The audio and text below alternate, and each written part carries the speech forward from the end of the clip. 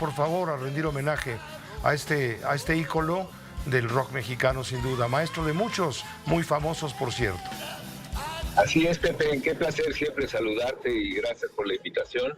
Sobre todo porque yo creo que qué bueno que se está haciendo este reconocimiento a Javier Batis, porque creo que es uno de los ejemplos de la contracultura que no se dio en México a partir de los movimientos políticos del 68 y del 71, cuando estaban empezando a florecer en México estas manifestaciones de rock and roll. En aquel entonces estaban por un lado los fresas, donde estaba Enrique Guzmán, estaba Johnny Laboriel, César Costa, etcétera, y estaban los bluseros de Hueso Colorado, como era Javier Batis, con una influencia muy fuerte, viviendo en Tijuana, que Tijuana siempre ha sido una ciudad con una gran influencia de San Diego y por lo tanto de los Estados Unidos, y entonces tenían una libertad mayor, tanto de escuchar como de reproducir rock and roll, en este caso blues. Y entonces Javier Batis comienza su carrera ahí, comienza a tocar la guitarra, se alimenta de lo que se va a alimentar mucho del rock mexicano en la década de los 60 y principios de los 70, que es el blues de Chicago, y comienza a tocar la guitarra de una manera magistral.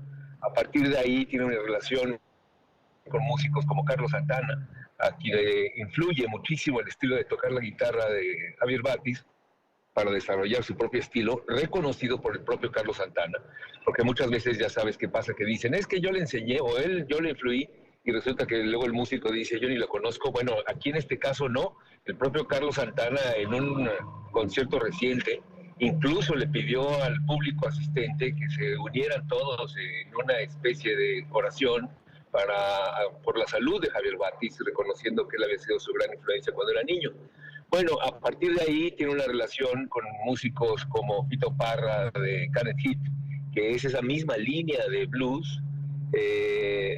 Abraham Laboriel también en este mismo tipo de música, y él continúa por esa línea, no obstante lo que va a ocurrir entre, como te digo, 68 y 71. Recordemos que en aquellos años, también 69, 70, los Doors van a México a un lugar que se llamaba el Fórum de los hermanos Castro, los cantantes de este grupo coral, los Castro, en donde se presentan durante 4 noches los Doors en algo completamente, pues todavía no podríamos decir sobresaliente, porque en aquel entonces, como te digo, todavía había una especie de tolerancia y libertad hacia el rock and roll. Se presenta ahí, se presenta Jim Morrison, le dicen que hay por aquí para ver después del concierto, y a unas cuantas cuadras, el Fórum estaba en la esquina de Ameyal, en Insurgentes, había otro lugar que se llamaba el Casino Terraza, o el algo así, Casino Terraza, que está donde ahorita está, donde después, perdón, estuvo el Rocotitlán, y está a 3 cuadras de donde tocaban los Doors, y entonces Jim Morrison iba a ver a Javier Batis y lo encontraba muy similar al estilo que él estaba acostumbrado a escuchar en Los Ángeles, de ese tipo de blues. Pero luego viene el cambio en los 70s, donde pues viene todo lo que ya conocemos de represión, de censura sobre el rock and roll en la radio mexicana en general, en los espectáculos. Javier Batis continúa en su línea musical y se va volviendo en una especie de disidencia no aceptada por el establishment. Hasta que llega la revolución de los 80s, la revolución de rock en tu idioma, que ya viene influenciada por otro estilo musical completamente diferente, ¿no? Ya no el blues, y viene la gran explosión de la industria del rock mexicano, y músicos como Javier Batis se quedan atrás, pero no se quedan atrás por necios o porque estuvieran out, sino se quedan atrás porque son leales a su estilo musical. Y como tú sabes, en un país sano que tiene diversas manifestaciones culturales, debería haber habido lugar para respetar y homenajear a gente como Javier Batis, que era una de las estrellas de ese tipo de blues en nuestro país. Entonces, ahora que fallece y que viene este reconocimiento, me parece muy importante señalar que toda esta influencia cultural de la década de los 70, que creó esa polarización entre los seguidores de la música pop, la música disco y el rock, y entonces los rockers eran mal vistos, eran aislados, ¿no? Eran los apestados de la sociedad, creó esta falta de oportunidad de comprender y conocer una buena música, como es el caso de Javier Batis. Javier Batis, ya para terminar, fue parte de esa generación que tuvo que ver con Avándaro en 1971, y que también nos recuerda a otro personaje contemporáneo a él, que fue Armando Molina, que fue de los organizadores junto con Luis de Llano de ese festival, pero que Javier Batis no asistió por estar cumpliendo con su contrato y su compromiso que tenía en el casino en el que tocaba todas las noches. Entonces, digamos que se perdió de la gran fiesta de Avándaro, pero al no ser parte de esa y continuar con su propia carrera, pues también fue llevado por la corriente crítica de Avándaro sin deberla ni temerla. Entonces creo que qué bueno que lo estamos rescatando, son de los grandes músicos que algún día tendrán su lugar cuando sean rescatados por quien estudie la música, estudie y pueda hacer una buena discografía de su material.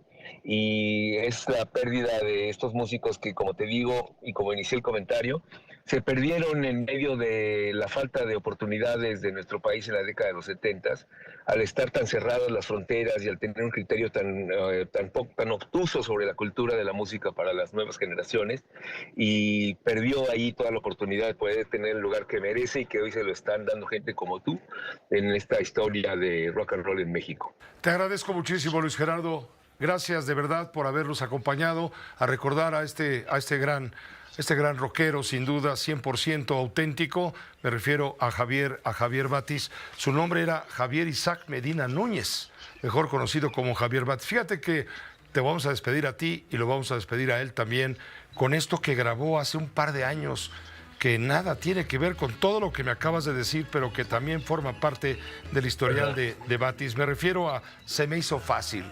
Así es.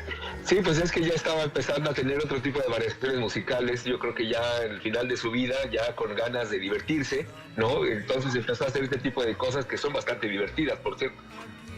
Pues te voy a poner una parte donde él explica en una reciente entrevista por qué grabó ese disco de Se me hizo fácil, que es música ranchera. Te lo pongo y me despido de ti, Luis Gerardo. Muchas gracias. Gracias a ti, Pepe. Una maravilla, nací en una cuna de oro, que en esta casa nací. Ay, me da mucho sentimiento. En esta casa nací, pues de niño era soy, de hecho, soy todavía el consentido de la familia, pues era el único hombre. Y estoy bien, todo lo demás estoy bien, tengo mi grupo, mi esposa, mi hija, vive aquí con mis 3 nietos. Y pues es un aglomeramiento, pero no cambio esto por nada del mundo. Cuando empecé a cantar, lo que cantaba eran canciones de Jorge Negrete, de Pedro Infante, de los tríos, hasta de Emilio Tuero cantaba una canción. Pues el niño cantaba: ¿qué te ha dado esa mujer que te tiene tan engreído? Querido amigo, lo que pasa es que cantaba con mi mamá las rancheras de Jorge y de Pedro. Y entonces yo tenía todo mi sueño toda la vida, pero no es la primera vez que grabo con mariachi. La primera vez que grabé con mariachi fue en mi disco Radio Complacencia, porque hice 111 programas con Raúl Velasco. Y allí toqué con mariachi, con sinfónica, con cuarteto de cámara, con coristas, con bailarinas, o sea, he hecho todo en mi vida. Se le hizo fácil a Javier Batis llegar tan lejos. Lo vamos a despedir y luego regresamos.